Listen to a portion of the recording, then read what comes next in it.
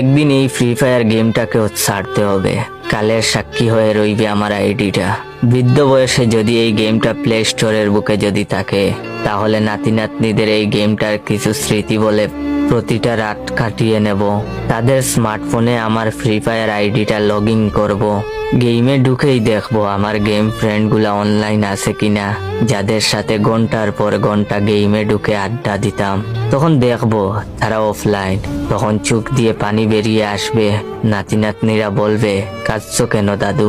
আমি বলবো আমার গেমের ওই বন্ধুদের খুব মিস করতেছি, যারা আমি অফলাইন থাকলে কল দিয়ে বলতো, দোস্ত তাড়াতাড়ি গেমে ঢুক, দোস্ত আজ র্যাঙ্ক পুশ দেব, দোস্ত ওরা কাস্টম চ্যালেঞ্জ দিছে। আর নাতি নাতনিদের বলবো, দাদু ভাই ফ্রি ফায়ার এমন একটা গেম ছিল, যেই গেমটা খেলে আমার পুরা কৈশোর কাটিয়েছি, যেখানে আমার বন্ধুরা মেয়েদেরকে ইপটিজিং করত, নেশা পান করত। আমি এসব না করে এই গেমটা খেলেছি।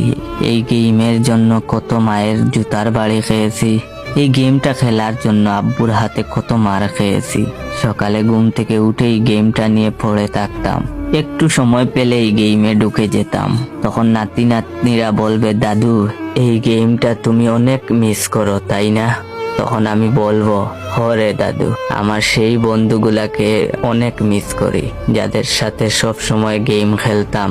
একটা সময় এই গেমটা ইন্ডিয়ান সার্ভারে ছিল। তখন ছোট ছোট পোলাপান আমাদের গ্রুপে এসে বলতো, মুঝে ডিজে আলোক দে দো। এই পিচ্চি পোলাপান গুলো এখন মনে হয় অনেক বড় হয়েছে, অনেকে হয়তো এখন মারা গেছে। যাক, প্রতিদিন নাতি নাতনিদের এই গেমটার গল্প শুনিয়ে রাত কাটাতে পারবো। ভিডিওটা ভালো লাগলে লাইক, কমেন্ট, শেয়ার করবেন।